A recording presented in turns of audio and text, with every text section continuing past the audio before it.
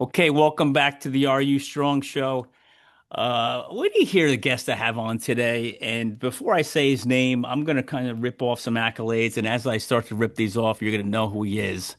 But from Texas, grew up in Texas, went to Northwestern State University, majored in business management, was a three-time first team 1AA All-American, College Football Hall of Fame inductee, Louisiana Sports Hall of Fame inductee, Northwestern State N Club Hall of Fame inductee.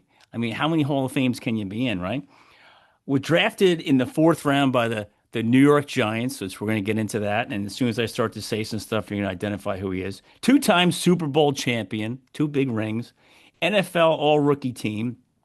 I love this All Madden team. That's awesome. New York Giants top 100 all-time players, and they had some greats. And he played in the linebacker crew with Lawrence Taylor and Harry Carson. So now you guys are probably guessing closer who he is. Um, but when he left football, he built a 30-year broadcasting career with Fox, ESPN, ABC Sports, created the Reasons to Believe. Now you're going to know who he is. Leadership platform focused on culture, accountability, leadership, and team performance, but also 20 plus years in tech sales, business development, and executive leadership. Welcome to the show, Gary Reasons. Hey Jeff, how are you, man? I'm doing great, and I could go on and on, probably another 3 pages of accolades, but just because we have some time constraint, I cut it down a little bit, you know. It, But it's, it's kind of it's kind of fun to hear some of that stuff, but you know what? That's a body of work right there, don't you think? oh my God, I don't know how you squeeze all that in such a short amount of time. Yeah, just a little bit of time. Yeah, It's yeah. been it's been a journey, and boy, I tell you, it's been fun to do. I've really enjoyed the career that I've put together, and it has blessed me with a great family, and Yeah. and really, I wouldn't write it up any other way. No. Well, I have a lot of questions to ask you, Gary. So, but before I do that, do me a favor. For those who might not know who you are, you just give the audience a little bit of background about yourself. Well, very, very blessed to grow up in Texas, and football is dear here in the state of Texas. And so I grew up a young man.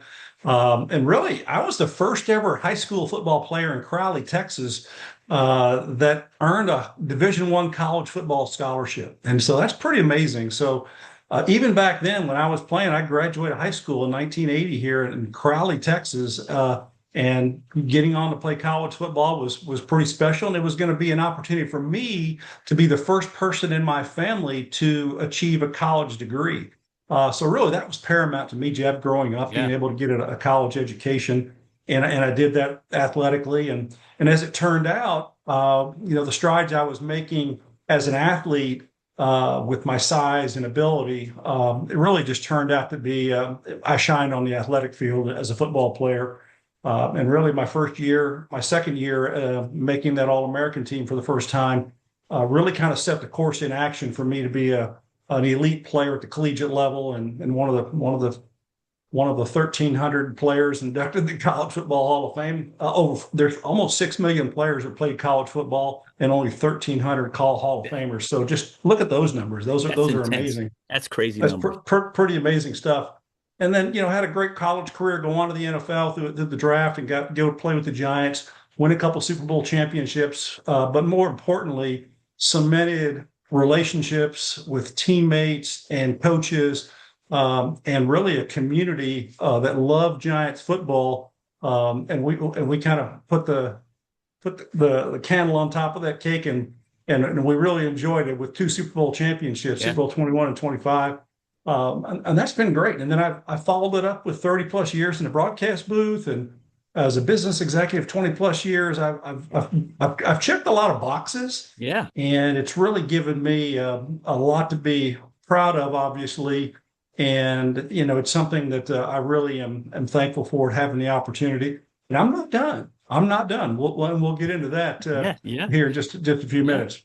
So let me, I mean, you've done so many cool things. Like, can you put a finger on like one thing you're most proud of out of all that? I mean, it's got to be hard. Yeah, it is difficult. I put family first, so I think Yeah. that having raised three really competitive kids. My son was a collegiate football player at Nicholls State. My two daughters played collegiate volleyball, one at North Texas and one at University of Arkansas at Fort Smith. So bringing that, having that spirit and, in them and with myself and my wife, raising those three kids. And now we have four grandchildren that Yeah. we're blessed to be a part of and see them rise. Family is important. All of the accolades and all of the stuff is really superfluous around, when you think about it. And really, I'm very thankful for where I've gone and what I've achieved and accomplished. But I really have a goal now, Jeff, of being able to give back and share with others Yeah. a couple of things, my experiences and really some tutelage about how I can impact others on their journeys and what they're Yeah. trying to achieve and they're trying to do. Yeah, I mean, that's half the battle is what can we give back, right? How can we impact other people's lives? So I'm going to jump around with you a little bit, if you don't mind. And I want to go backwards in time. Like, I mean, you're not that far behind me as far as age goes, right? And so I graduated uh, high school in 1983. I went to the University of Maine, played football up there from 83 to 87, really 86 football season. And I'd love to hear about, today's recruiting process is it's just crazy. You know what I mean? I just saw something today like the budgets these schools have now for the athletes, and how much money they're spending every year, the millions on the kids. Let's go back when you were coming out of high school. When did you know that, man, football was going to be the sport that you're going to be shining in? When did you realize that I'm going to go to college and play this? And what was that recruiting process like for you? Well, I was always one of the bigger kids growing up, taller, very, very athletic, played all sports, football, basketball, baseball, track. I lettered in 13 sports in high school, and I even played a little golf on the golf team. So it was fun for me to be a part of a lot of different things. It was tough for my baseball coach for him to hear in high school that in my senior year, my junior and senior year, I didn't want to play baseball. He almost cried because I was a big part of the team as a freshman and a sophomore.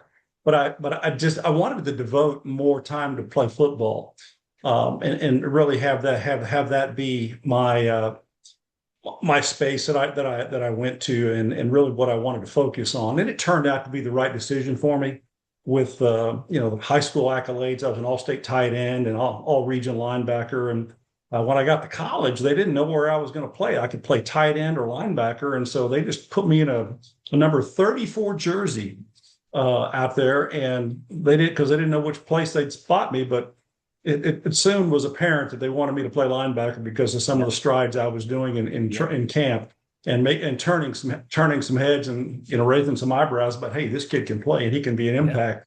And I was impactful pretty early in my collegiate days.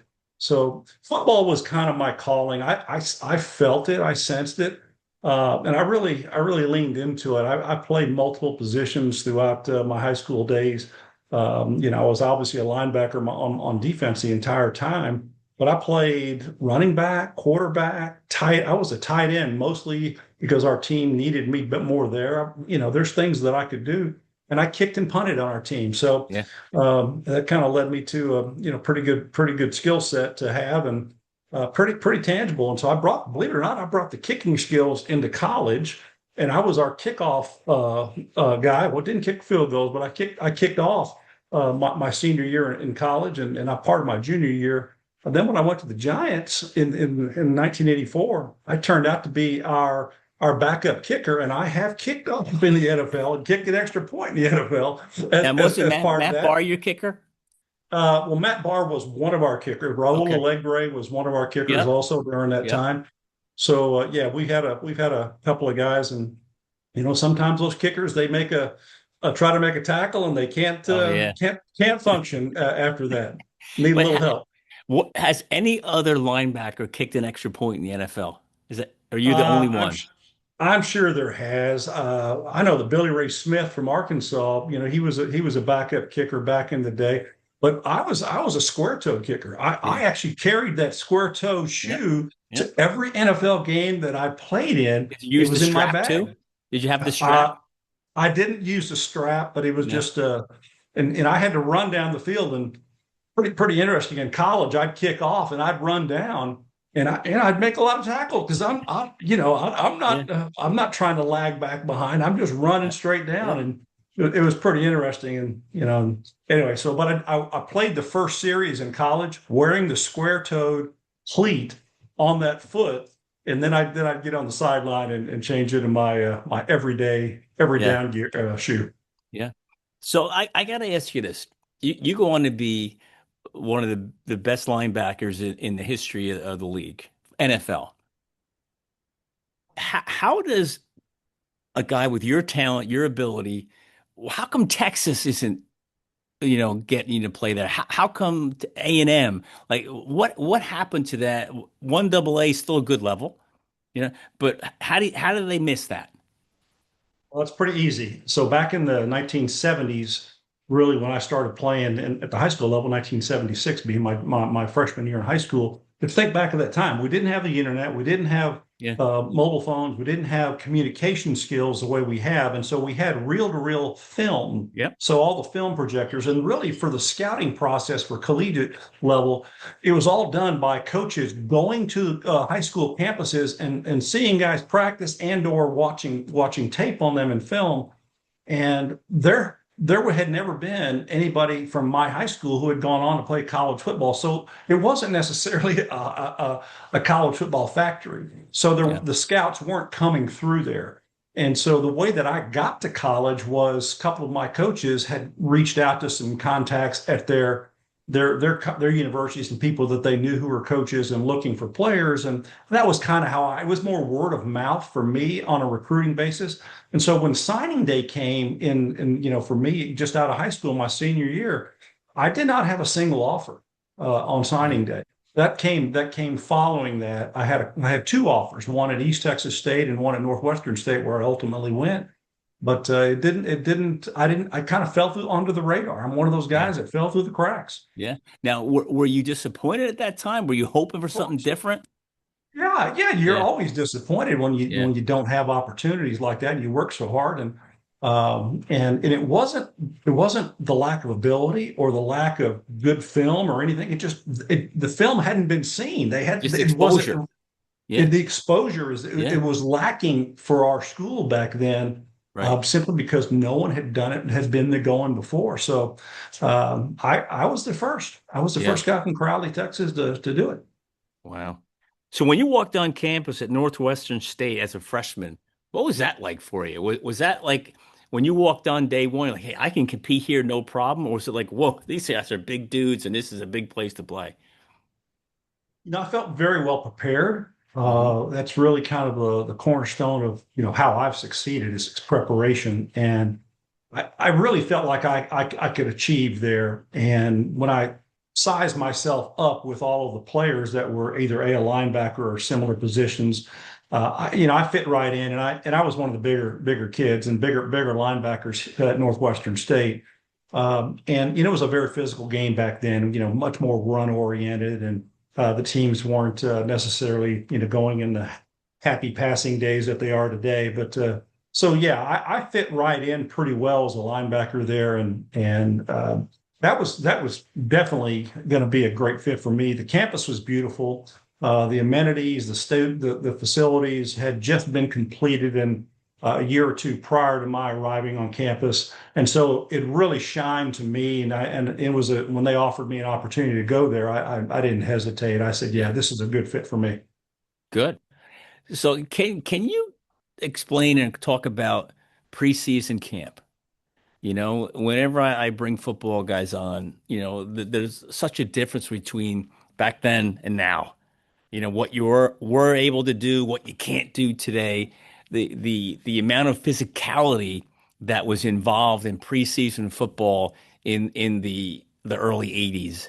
Can you talk about that one from a college level? And then what was the difference at the Giants, when you went there? Was it a major difference? Yeah, there's, for the collegiate level, for us, you come in and you prep and you're there 2.5 to 3 weeks prior to playing the first collegiate game. And it was very physical. You're trying to get everybody seasoned, so to speak, so that they're playing at a level that the coaches expect you to play, and contact and physical and toughness and all of those things. You try to build all those in. And at the NFL level in training camp, it's somewhat similar, yet it's an expanded time because, back then we had 2 weeks prior to our first preseason game, and then we had 4 preseason games.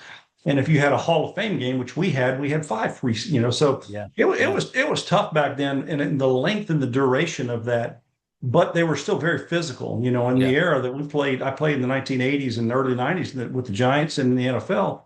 It was a very physical era, and so it took its toll on us. Yeah.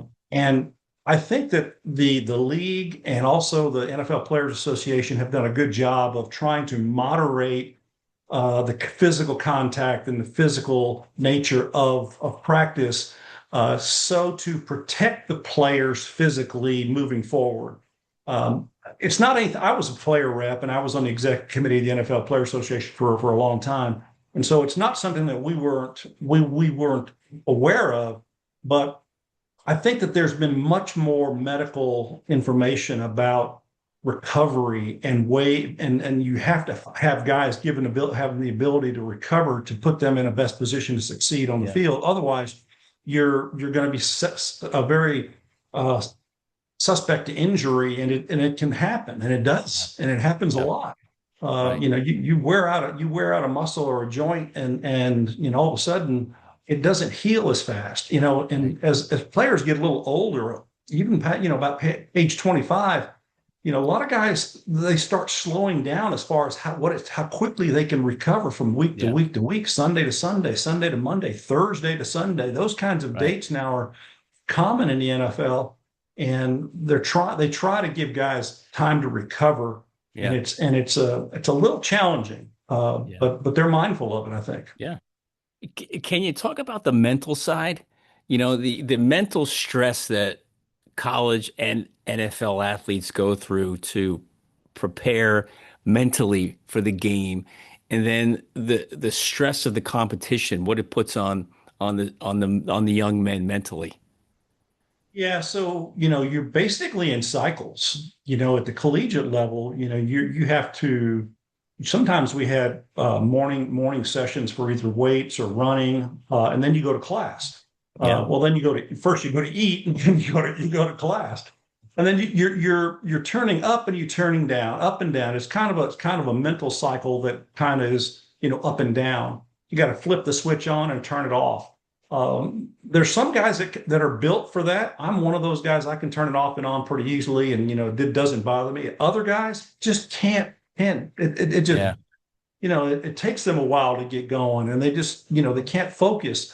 Oftentimes, in college, it causes players to lose focus and lose some ground in the classroom, and Yeah. so now they watch closely on classes at the collegiate level now because they have a gross graduation rate and the GPA, gross GPA that they have amongst teams Yeah. that they have to adhere to qualify further for NCAA different guidelines. And I think that's something it's a good thing, but it Yeah. is stressful. There's no doubt about it. There's stress there. And once you get to the NFL, it's a little bit different because you're on more of a business schedule. It's a Monday through Friday, 9 to 5 kind of thing. When we get into a practice week, then Sundays and weekends, you're playing the games. But pretty much it's a regular schedule that you're adhering to throughout the week in the NFL, and that's commonplace. Yeah. I always used to wonder when I was a kid, like, what do football players do all week? NFL guys, you see them on the weekends, like you say, hey, you're 9 to 5ers. You go home, you have a normal life, Yeah. and people don't realize that you go home to your wives, your kids, your families, and you have your normal life. Like what did you do all day? Like, you always wonder. Well, that's the thing. It's a game that you're educating yourself about, and so you're in meetings and you're in meeting rooms and you're watching film and you're looking at game plans and you're talking through game plans.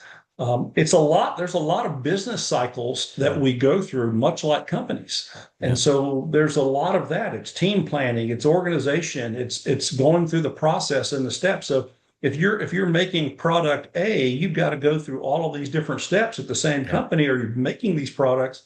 It's the same thing. We're building in the NFL, we're building a team and a go forward plan for us to Yeah. execute. And those are very structured and things that you see in business today. And so Yeah. I've kind of I learned that way, and I've taken that structure into the business world, and then they're all the same concepts Yeah. and all those things, and I've learned to share a lot of those in very very unique ways. How about dreams? For me, we were kidding around before about punctuality, right? Like when I was in college, if we were 5 minutes early to the team meeting, we were late, and there was a problem, you know. And I have these dreams where I'll wake up, or I'll be dreaming like I'll go to practice and my cleats aren't there, or practice is over, or I go to a team meeting and there's nobody there. I go to my locker and there's no equipment in it. Do you have any of those kind of dreams? Jeff, I can honestly say that I do not dream about any of that. Okay, I, good. I am a kind of a log in there. I can go to sleep and I don't, nothing really phases me. I do dream, but I don't have those Yeah, dreams. That's at those as kind of stress points. And yeah, for whatever reason, have not had stress points like that. I've been able to yeah, escape those. Um, and I said it earlier, and really I look at it as, the preparation stuff. If you yeah, feel good about where you're at in the process and what you're trying yeah, to achieve, you're probably not going to have that stress. And yeah, I've kind of felt that way. yeah. Plus, you've had so much success. You're probably dreaming more about that. You know, dreaming about the Super Bowl No, you wins. don't dwell on success. You don't pat yourself on the back and all that stuff. You just keep going, and Yeah, glad that you've been able to achieve some things. yeah. So how about co your college life? How did all of that experience prepare you for that next level in the NFL? I was very humble in my beginnings. My family was not a wealthy family whatsoever. So me to get a college scholarship was really, obviously I was the first in my family to get a college education. That meant something to me, and that was something that I had aspired to and tried to have as a goal. And yeah, I was very mindful about doing well in class and doing well. And I was a pretty good student, so I was a A student, B student, and graduated with I don't know 3 point whatever GPA. I wasn't the top Well, graduate, your but your bio says you graduated with honors, so that's pretty darn good. that's accurate. So I I did focus enough to be good in class, and that was by design because I wanted to make my experience in college meaningful. And if the only thing that I came away from with my college days was a college education, that was going to be a win for me. And it turned out to be a win and really that's lasted me and prepared me for a lot of the steps along, my entire life. Okay. So showing up at the Giants, well, first of all, what was it like getting drafted? Lifelong dream, I'm sure. What was that night like? Yeah, you never knew where you're going to draft back then. So it was the 1984 draft, and the NFL draft is growing. It wasn't the spectacle it is today right now, but it was getting there. And to be an early round pick, first round pick, second round pick, there was talk that I might go as high as that, maybe a second round pick, but I fell to the fourth round, which wasn't the first day. It was actually the second day of the draft back then. So, we had a little apartment party with myself and my wife, and we had gotten married in March that year. And so the draft just following that, we had some friends over, and I didn't get selected. So I had a little bummer that day. And then the next day, we got the call that from the Giants that I'd been selected, and had a Yeah, call with Parcells, and that was good. And that process is something that you have as a um, that you want to go through it and make sure that it's understood and meaningful to you to, take it for the experience that it was. And I did. I felt that it was a cool time and a cool thing and something I was very proud of. And I know the guys on my football team at Northwestern State, all of them were very proud of me and me being selected to play and further my career. Yeah. Any other teammates from college make it to the NFL? Yeah, we have. I had a very good group of players at my university that played with.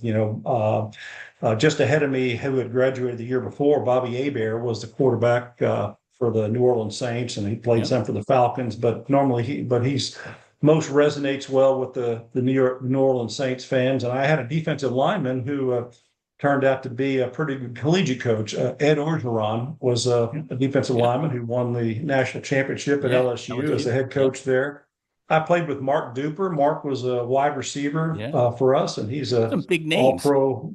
Yeah, and so we had talent come through Northwestern State. It wasn't a lack of talent. We had some good players there, and I was part of that group, and uh, I winning a couple of Super Bowl championships and going back and being a part of that, it's pretty cool. Oh yeah, it's got to be special. So what's it like? What was it like playing for Parcells? I mean, one of the greatest coaches out there, right? I think Bill's superpower is really being able to connect with his players and get them to really perform for him. He knew Hmm. how to get under your skin. He knew how to pick at you to get you going. Everybody's different. We all come from different walks of life and from different communities, and how we learn and how we understand and what's important to us. So Bill, as a leader, he looked at everybody and he took from us little things, little pieces of information that would be important to us, and he used those to his advantage to be sternful when he spoke with us about certain things that would he could mention, Yeah. and he used that, I think, to his advantage to get us more focused and be able to be players. So if you're a leader out there and you're hearing this, find a way to connect with your charges, with the people that you are leading. Learn a little bit more about them and get in tune with them, simply because it's going to allow you to align more correctly and align more efficiently. And when you're aligned, teams are aligned, you can be a lot more powerful and productive. Yeah. So what did you learn in the NFL that once you took the helmet off for the last time, you took with you into your professional life? Wow, no, that's a great question. There's a lot that I took away from the NFL, and we're going to talk about this in a little while. But I obviously wrote a book here recently, and it's come out in March. But a lot of the things that I have pulled out of my playing career, and really it started with my high school and collegiate days, and it's consistency, and there's different things that are there.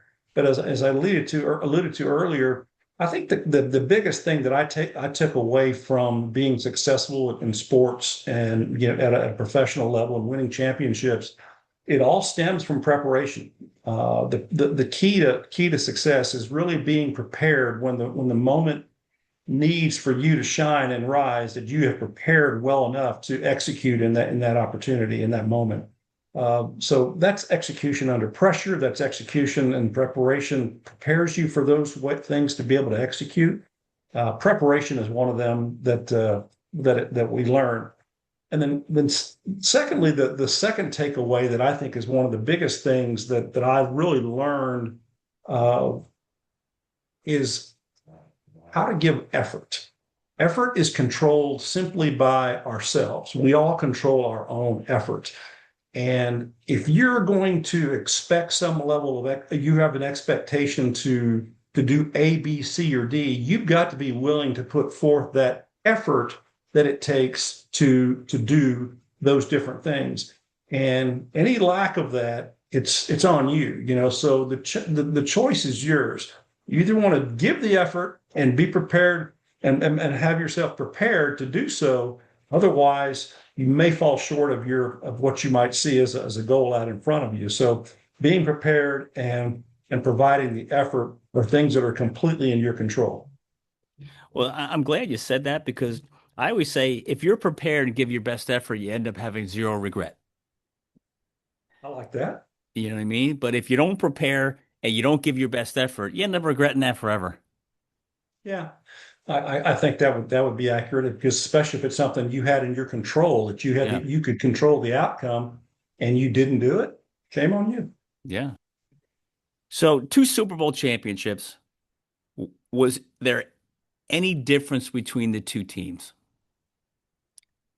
Um, I think that our Super Bowl 21 team really was just we were a down and dirty, tough football team. We just kind of ran wild on people. I think we learned how to win a little bit differently in Super Bowl 25 with that team. But I think our team in 1986 with the Giants was our first Super Bowl team. We went 14-2 throughout the regular season. In the playoffs, we just rolled right through it, and then we finished that off with a very good effort in Super Bowl 21 against the Broncos, 39-20. We were an excellent team. We were the best team that year by far. A very physical, dominant defense that set the stage for everything. We had an offense that was tremendous. They played almost error free, and that's what Parcells wanted to be as our offense. Don't make mistakes. Don't put us Yeah. behind the eight ball, and just play clean football. And we did. We played smart football. We were one of the least penalized teams in the league that year, if not the least. Yeah. And so that shows you that there was a lot of discipline on our team. Yeah. But Gary, you've played with some of the greatest players that have ever stepped on the field that were on your team. Yeah. What is that like today? I mean, Lawrence Taylor, you got Harry Carson, Phil Simms. Like, what is it like just to be associated with those guys, let alone have them as teammates and friends? Well, you don't know it in the moment, Yeah. but there was greatness, at every turn. And when I first went to the Giants in 1984, I tell this story a lot, but it's a good story. Um, I was in mini camp, and we had just finished our last day of mini camp, and we were going to go in and watch the practice film, and so all of us were in the meeting room, in our defensive meeting room, and Bill Belichick, who was our defensive linebacker coach and coordinator back then, I walked into the room. He says, "Vets, you guys are good. Get out of here. I'll see you in the summer." So the vets all walked out. Belichick walked out in the hallway, came back in about a minute later. He walked over to the table, kicked his feet up on the table, and he said, "Get the lights." And he said, "Guys, if you want to play football for the New York Giants, this is what it takes." He clicked on the projector, and literally what we're watching was a Lawrence Taylor highlight film from his early days in the NFL and all the ways that he was changing football.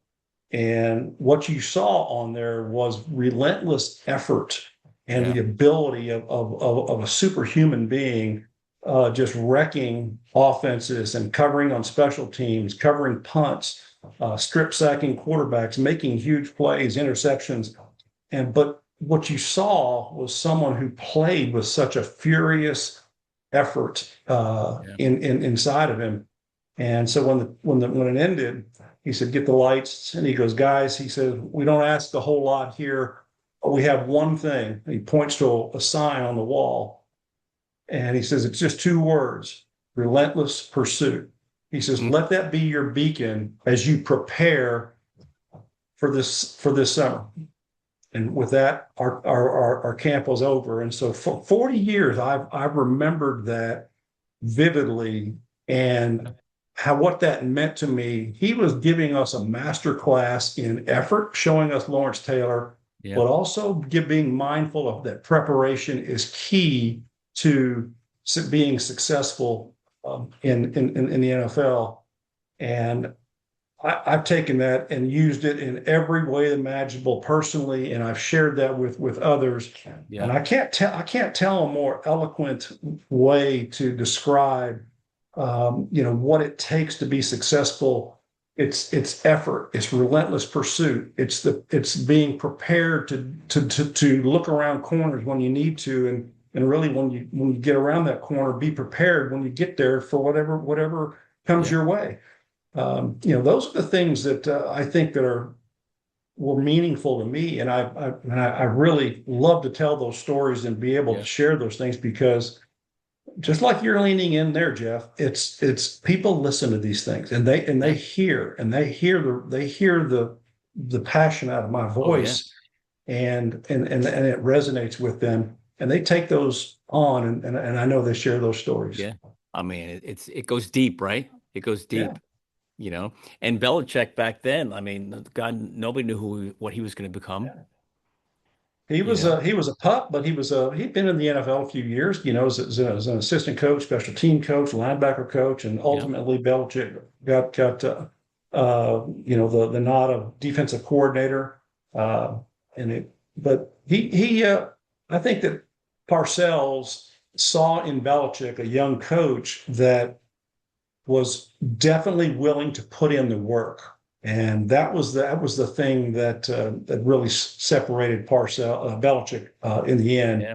putting in the work and being prepared, and then sharing and teaching us how to prepare. I remember bringing home this big projector and I would bring it home twice a week, you know, and I carry all these cans of film, reel to Yeah. reel film, and I even had a splicing kit that I could splice together film if it broke on me. Yeah. All those things are memories, but really, what did they do? They instilled in me the need and the desire to be prepared the best that I could. And back then, you had to go through those steps. I did so and wound up being successful. And you know, I wasn't the most gifted athlete that ever walked the planet. You know, that wasn't me. I was a guy who's probably on the edge, but I was a big guy and I could run, but being smarter than some of those guys and being Yeah. prepared give me a way to move a little faster in Yeah. situations for things that I was seeing, and that set me up for success. And you were relentless, right? Well, I think there's a we that was a shared trait amongst our defense is that we finished together at the end of the whistle, you know, with Yeah. that, but nobody stopped then. Even if you're on this side of the field that was off play, there was a job for you.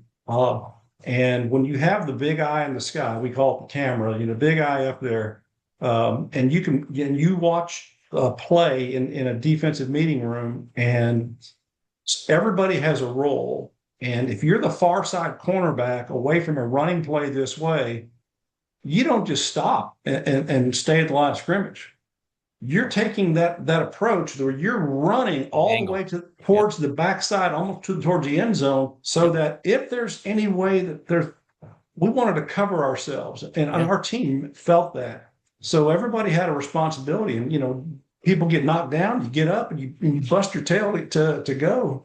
Yeah. That was us back then, and try to instill that in teams today. And you know, when I talk to universities and players, everybody controls one thing: their effort.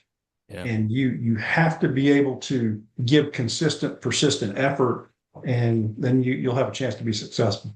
Yeah. So who was the funnest player to be around? Who was your funnest teammate to be around?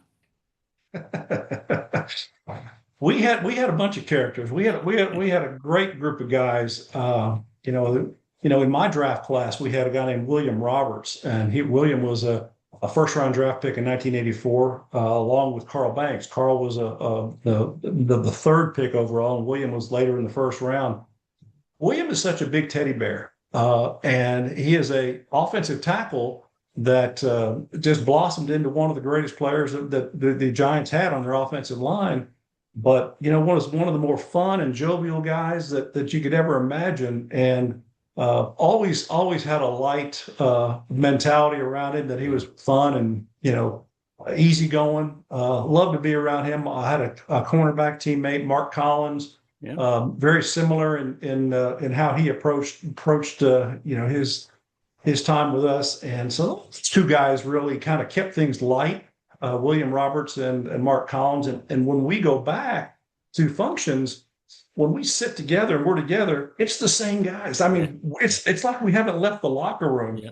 Yeah. This is our 40th anniversary of our Super Bowl 21 victory, and I'm about to go back to New Jersey for an alumnus celebration of the Super Bowl 21 team, and then we'll have a celebration in season. And I think it's in October, yeah, early first week of October for a Giants home game. We'll celebrate that 40th team, and I love getting back together with the teammates Yeah. because it's just like going in the locker room again. Yeah. Who do you stay in touch with the most? I stay in touch with quite a few of them. They're all, I was with a teammate last night with a function here in Dallas. A teammate named Lewis Tillman, who was a Yeah. running back for us, and I stay in touch with Sean Landetta was our punter, and guys I've stayed in touch with over the years. I think are quite a few. I'm around the linebackers, Lawrence, Harry, those guys at times, and we still all connect. And we didn't have back then all the mobile devices and No. stuff that we have today. So we're still a little old school. We'll pick up the phone and call, or Yeah. we'll hit up an email or something. But Yep. we still stay in touch. That's great. So I have to ask you, you mentioned before the locker room. I don't think that the traditional person is what I call it, the non-athletic person, truly understands the value of the locker room. Can you talk about what the locker room meant to you, on your teams? Well, it's really what it comes down to is culture. You get if anybody can assess or align with a culture of operations, a culture of a team, a culture of togetherness, whether it's a congregation in a church or whether it's a group in a university or it's your school. This was our culture. That was our safe place. Our locker room was where we could come together and bond. And we can say anything to anybody, and but it was a family, and then Yeah. we were a connected family, and you feel that, and that's who you reach out to, just like yourself. You have local family members and others that are around the country and wherever else. When you talk to family, you talk freely and openly. That's how who we were and how we are in our locker room. And that's really what kind of it is. It's kind of a culture that you develop. I tell people this a lot about Bill Parcells, and I think Bill was masterful in how he conducted practice and how he built the culture of our team. But the thing that he did that went above and beyond was really to simply go and be present. What I mean by that is every day that I'd come into the locker room, and I was one of the early guys getting into the locker room, Bill would already be in the locker room, and he'd be sitting down at some locker talking to one of the players, and he would do that occasionally and move around, and so he was talking to these guys and getting their trust, talking about themselves personally, talking about their football and what they need to will do better, or what was ahead of us with this practice with this team, and how you need to align. He was masterful in preparing guys subtly in one-on-one informal situations like that, and I just admire that. And so I mentioned it earlier. Leaders, if they follow that process, Yeah. just be present and be around your people, you're going to be a lot Yeah. more well respected, and you're going to get a lot more out of those people, and they're going to show up for you. We certainly did for Bill. Yeah. and Oh, yeah. that locker room culture is really magical, It's infectious. I say it's infectious, right? It's like yeah, it does infectious. it, and it lasts forever. Yeah. There's no denying that. And it's some of your greatest memories ever, Yeah. you know, which is great. So Gary, how did you feel that day that you took your helmet off for the last time? Well, it's bittersweet. Yes and no.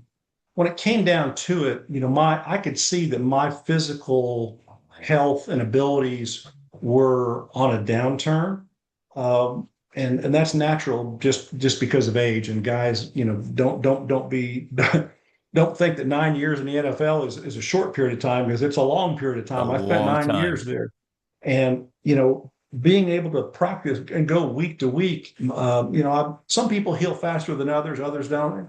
My body was slower, getting healthier. It didn't heal as fast.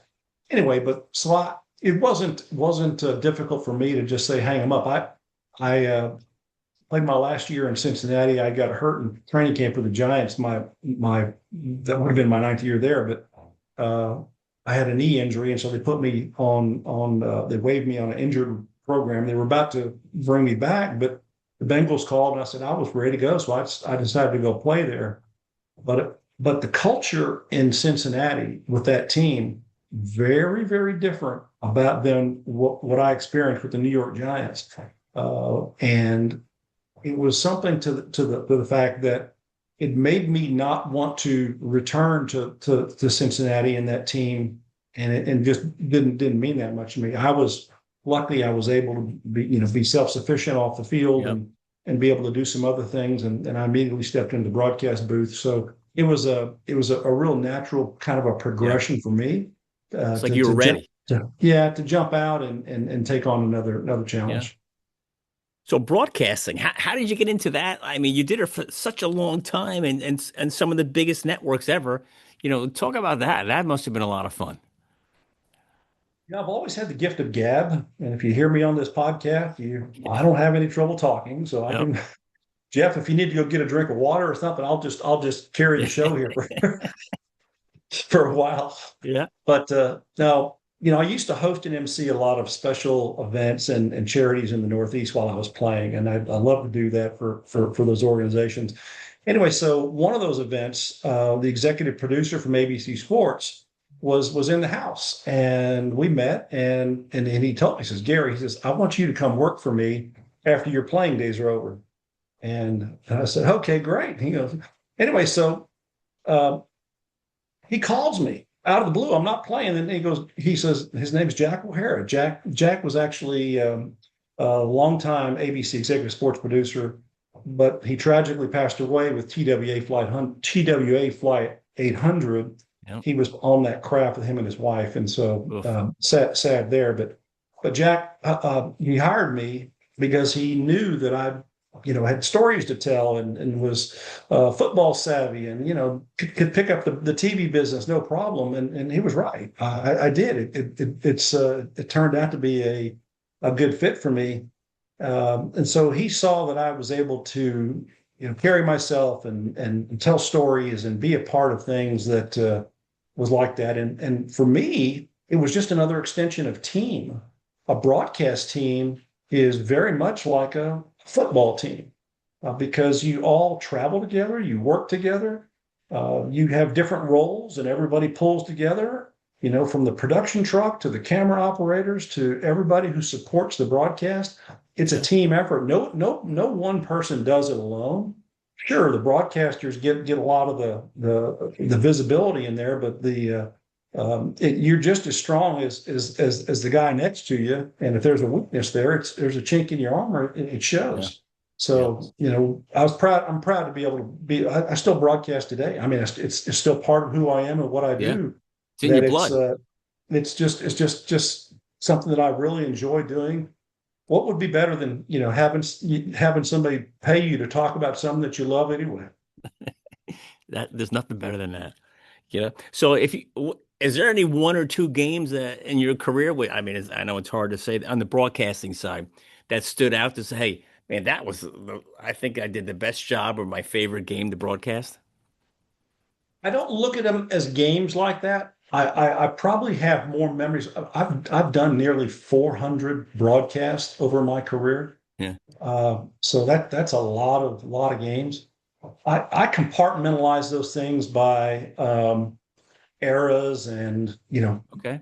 really impactful coaches and people that I've met along the path, and teams. So I don't look at my work as something that I want to point to and things like that.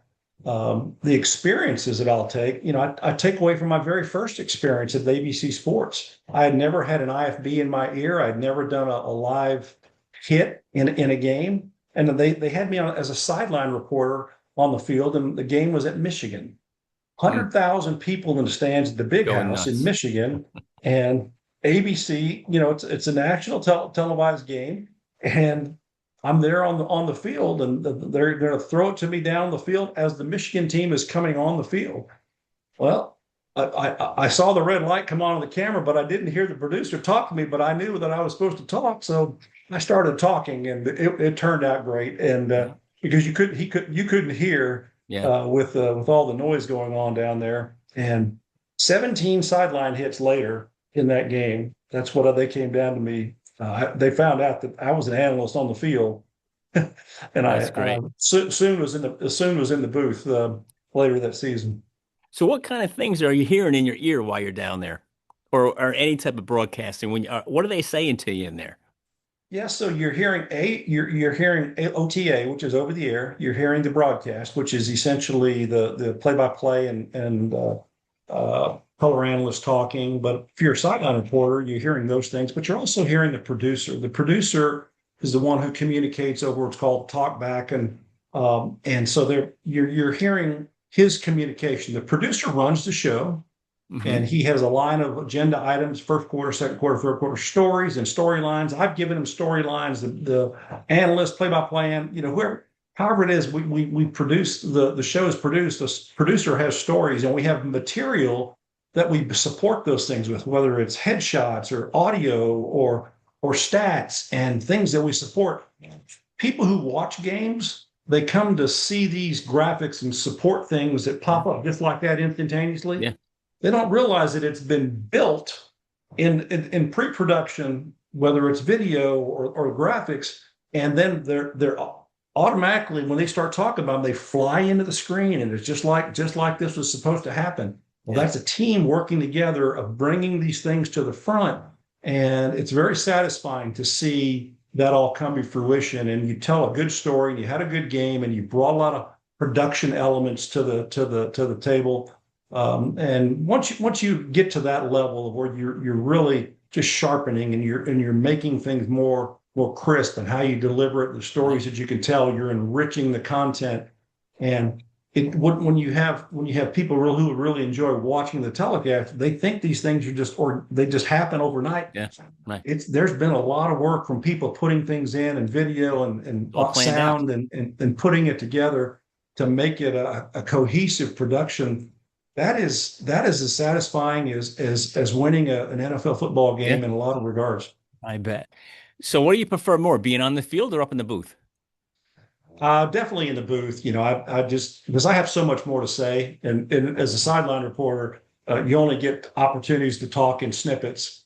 Yeah. It's fun to do. I only did about a half a season as a sideline reporter, and then they used me the last half of the season in the booth because they felt like they were just wasting a good resource there without giving giving Yeah. Yeah. a platform to talk like I'm doing now. Yeah. Well, I know Phil Simms was in the booth a lot. Did you get a chance to do a game with him at all? Have not, never have. He and I were color analysts basically, so we would be unless they put two color analysts in the booth. You could do that. They have done that before, three-man broadcast booth. But there's probably not a whole lot of there's not enough room to have two guys. Phil's a very eloquent, good speaking, Yeah. offensive guy, and I'm a pretty good speaking defensive guy, and we might clash a little bit up there, but I don't know. I think it would be fun to see you guys in the booth together.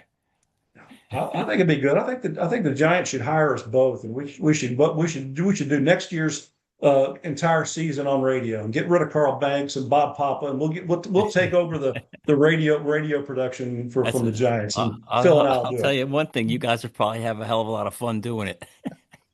You know. So so I so don't think we would miss a beat, man. I think no it'd be great. no. So Gary, how the heck did you do all the broadcasting, and then you succeed in tech sales, and business development? How'd you do all that at the same time?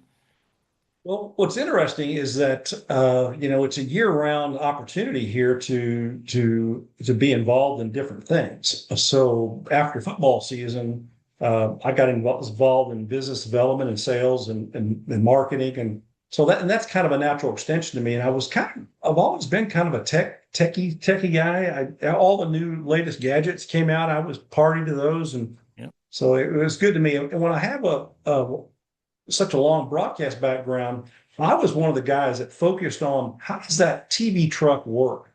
So I spent a lot of time going through the technology side of the truck.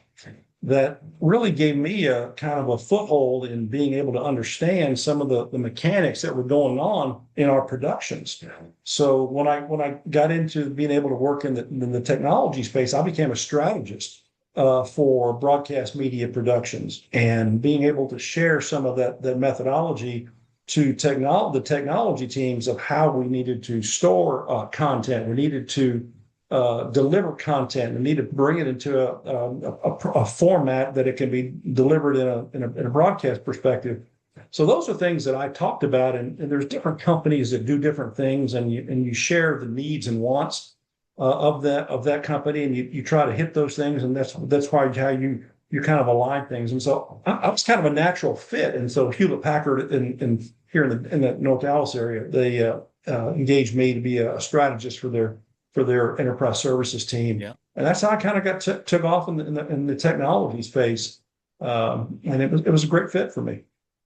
And inside of those trucks, man, they're going quick, right? Things are happening at lightning speed.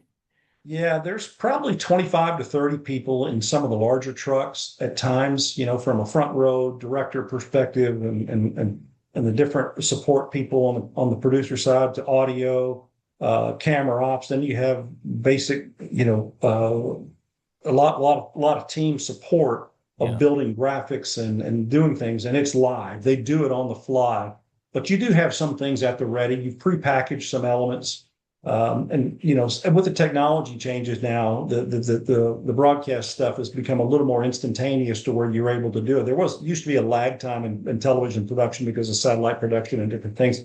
That Yeah. lag time is kind of gone away. But then knowing some of the basics about how you build some of this content out, it gives you a framework for it. Yeah. So reasons to believe. All right. What inspired that? What's that all about? Fill us in on that. I wanted to put something together that kind of captured really the three parts of my career, really as a professional sports athlete, leading up from my early youth days to my broadcast career, long and still ongoing, and really my business career. And Jeff, some of the things that I saw in those three arenas, they're all pretty much the same. And there's some key things that you use that I see as takeaways that I wanted to use those platforms, use those arenas to describe some of these leadership traits and leadership principles. And really, chapters 2 through 15 are leadership principles in my book, Reasons to Believe. It's an inspirational path to winning. And I tell that through a sports player, broadcaster, and business executive lens. Mm. And I talk about each one of those different leadership categories and leadership principles as it portrays there. And it's an easy read because it's me talking, it's me telling a story, it's me giving this information on how and why these things are important. And then at the end of the book is chapter 16, and this is the one I'm most proud of. It's really a way to give people a tool that they can walk away from after reading this book that they can use for the rest of their life. It's called the Yes Framework, and it's a goal setting and a goal achievement platform and a way to utilize it. The Yes Framework is Y over E over S. So yes is a real affirmative word, and what I use that for is looking at it vertically. When you look at your why, what is your why? What's your goal? What's your objective? Over that is E, and I label that for expectations. What are the expectations you have to meet to achieve your why? Pretty simple. And then lastly, S. S stands for structure. So what are the tools and resources you need to meet your expectations and ultimately achieve your why? So it all aligns. So that's alignment principle, and it's something that the Yes framework. It's a trademark. I've got it trademarked, and it's a Love it. pretty neat platform to be able to Yeah. bring and really bring this to the greater community to read through the book.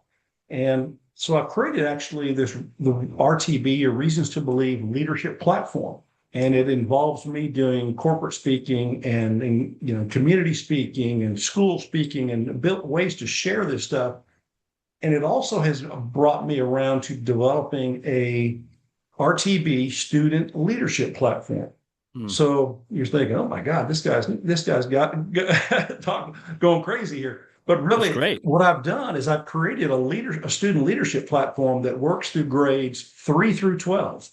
And it's a daily program of 3 to 5 minutes a day that we introduce leadership principles at a young age and ongoing through schools that it can be pretty impactful and be very positive for kids because it's 3 to 5 minutes a day. You actually triggers it. A teacher said asked one of the children, one of their students to pick a card. I've created a leadership card deck. Just think of a deck of cards. I've Yeah. created all of those with leadership words, and they pick a card and then whatever word it is. So let's call it focus. Well, the teacher then opens up a PowerPoint drive that I've created and clicks on the focus thing, and it pops up a video of Gary talking about me, Gary talking about the word focus or whatever leadership word it is. So 30 to 40 seconds, they see me in the classroom every day, a leadership word we discuss, turn it back to the teacher. They discuss it in class. There's a leadership journal that each student has. They journal in it about their reflections on this, and they go Monday, Tuesday, Wednesday, Friday, and then they bring it home and they reflect with their parents and they go over it again. So it's in and out of the classroom. So consistency and persistency of being able to share about leadership principles Yeah. gives these kids an education and with me a voice that is seen on screen every day throughout their classroom experience, grades 3 through 12. I think it can make a very big impact on our youth today and better prepare them for their journeys ahead. That is And so so cool. And now, has that launched already, or that you said that's coming?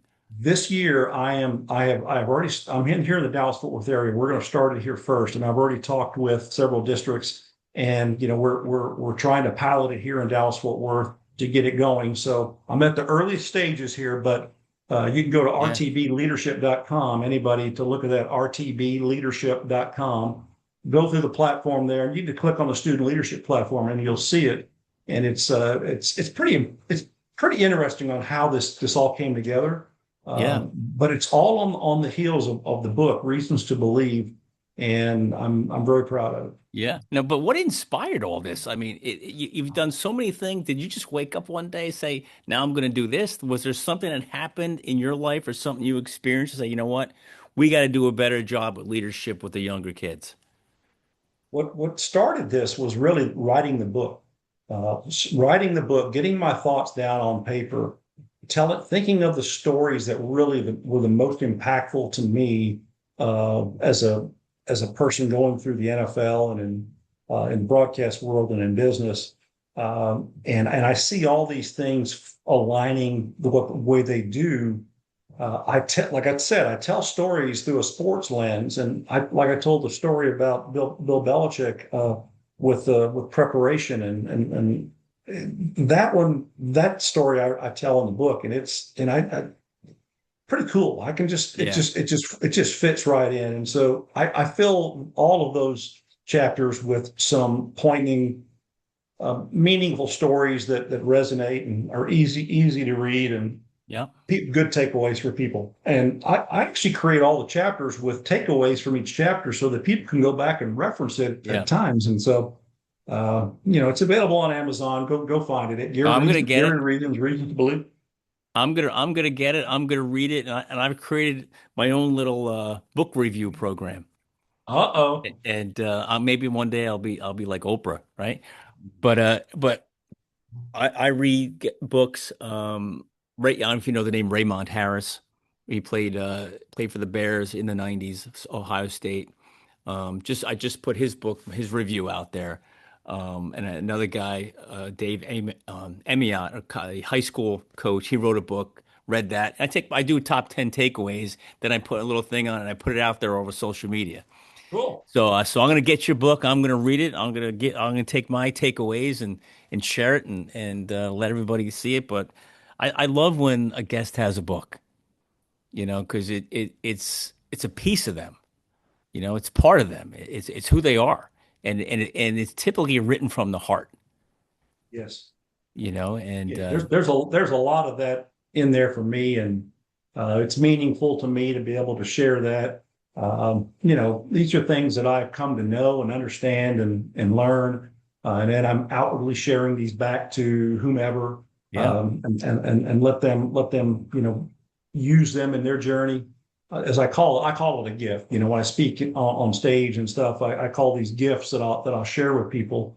And having a framework like the Yes framework, a goal Yeah. setting and achievement platform, that's neat to be able to kind of give those things out and Yeah. let people take them as they will and put them in place, put them in action. Yeah. I thought your E was going to be effort, instead of expectation. Well, it didn't fit. I thought about effort, but Okay. I think effort is a little bit outside of a goal setting thing, but it can be. Yeah. But believe it or not, you could align effort in there too. So what are the expectations that you have to meet? You have to give effort as one of Yeah. those things. Yeah. Certainly as part of it. Yeah. So who do you enjoy speaking in front of the most? Is it the younger kids, the high school, college, corporate world? Where do you get your heart pumping? All of the above, and they're all different launching points. And one of the key things and unique things when you're a speaker is you have to find a way to connect with people, and more importantly, you have to connect with your audience. Yeah. And really, what are you trying to achieve there? What are you trying to drive? When people go on stage and they do public speaking, uh, I think there's kind of a shared sense of what do we want to have our end in mind be? What do we want the audience to have as a takeaway? How I go about those things is I meet with and I talk with the organization or the company or the people that are setting up this event and say, what do you want this experience to be like? What do you want their takeaways to be? What are you trying to achieve? How do you want me to align? And then I set out my presentation and to meet that. And so I call it landing the presentation or landing the speech to achieve those things. And it all comes down to connection. How do you connect with the audience, first of all? And so I do that in a few different ways, but really being showing some vulnerability and teaching vulnerability. And we're all the same. We're all similar. Yeah. We all Yeah. have these different things, Yeah. and it's a way to connect with people. I use that, and then there's fun, there's jovial, there's different things, and there's Yeah. surprise, and there's magic. Believe it or not, I can do some magic. Okay. You come to be I enjoy speaking Yeah. to groups and people, and I don't know that I have a preferred audience, because there's different people have different needs and wants. When I Yeah. speak to corporations, I was speaking to FedEx last week in Pittsburgh, and their leadership group, and FedEx is going through a complete reorganization. They're becoming FedEx One, and it's a big transformation when you got a very huge organization like them, and trying to help their leaders be more impactful with their people, and who they're leading, Yeah. is kind of was kind of a little bit of a challenge and a little bit of a struggle for them, Yeah. and I helped them align a little tighter, which Yeah. was good. So what advice could you give to the leaders of today? It is the world's crazy today, right? A lot of things moving and going on. What advice can you give to the leaders that are really trying to make a difference? The first thing I would say is be more present. Yeah. Okay, just think about that. Just like with your family, Yeah. everybody, we have to be present. And if your leadership and your leadership teams and your people see you and you're part of them and you're not above them, you're not an elitist, you should feel like you're part of the team. Yeah. Sure, you have to lead, and there's things that you have to do, but you're no different than anybody else, Mm. really. And so, but be present and be a part of that thing and listen. a lot of people, that is the thing that separates really, really good leaders from a so-so leader is having the ability to listen. Because if you have the ability to listen, where you're not just blowing and going and not paying Yeah. attention, you're going to miss some things. You're going to miss some opportunities to connect, and you're going to miss some opportunities to lead positively, and you're going to miss the opportunity to learn about some deficiencies. So be present, make yourself available. That's the thing that I would say about most leadership.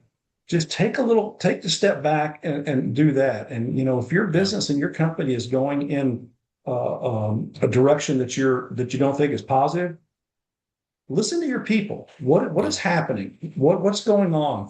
Find out, and then you'll be Yeah. informed. Then you'll have an opportunity to make some corrective decisions. But Yeah. you've armed yourself with the best talent, which is right underneath you. Yeah. It's just like you said in the beginning when Parcells in the locker room sitting down talking to the players. That's it. It's be present. It's there. Yeah. Yeah. Yeah. So great college career, great NFL career, great professional career. One day someone's going to say, Gary Reasons, s- how do you want to be remembered when your name pops up one day? There's so many things you've done, people you've touched. How do you want them to remember you? It's interesting. It's called legacy. Yeah. You're talking about how do you want to be remembered. Uh, I would I it would be so neat for me to have the remembrance of me being the guy who brings a structure into classrooms across America 3 to 5 minutes a day, leadership principles being discussed amongst students grades 3 through 12, and a video popping up every day in every classroom across America. And we're talking about leadership. And Gary Reasons is on that screen talking to these kids for 40 seconds a day, but every day being a part of them and being instrumental in how they do that. If I was to achieve that, that would be a real thing to aspire towards. That would be the most meaningful to me, because I know that I'm going to be making an impact then on people, youth, and their journeys forward. So that would be my lasting legacy. Sure, and it's gonna leave a great legacy for my Yeah. family and the Yeah. ability to carry the RTB platform forward. So I think that is something that I'm still working on, and I'm hopeful that we'll make some good strides with it. Yeah. Oh, that's cool. You know what? You live in infamy that way too. The people keep seeing your videos and the impact you're making, and it's just that ripple effect just continues to go, you know? Yeah, there's a that's a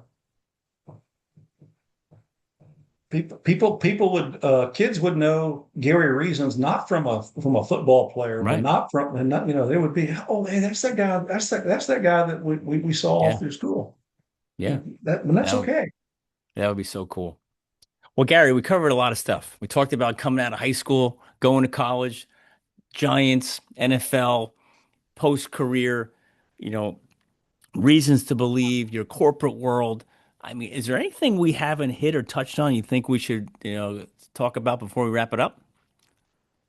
We have covered most everything here. I think you're pretty thorough, Jeff. I think you did a pretty good job on the homework, and you were well prepared. So I appreciate that more than anything, because that's the tale of a guy who gets it, who understands how to put a show on that's Yeah. meaningful to people, and getting the job done. Good Yeah. job.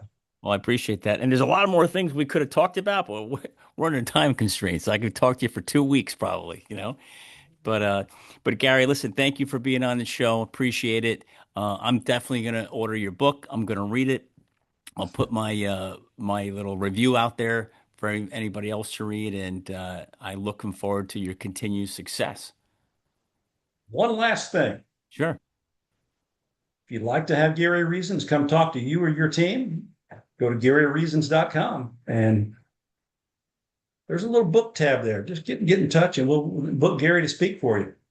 That's great. I mean, everybody should. I, Everybody should. I don't see why not. Come Yep. on, let's go. Let's go. Reach out, book them up. Thanks again, Gary. And as always, end the show, stay strong. Thank you, Jeff. We appreciate it.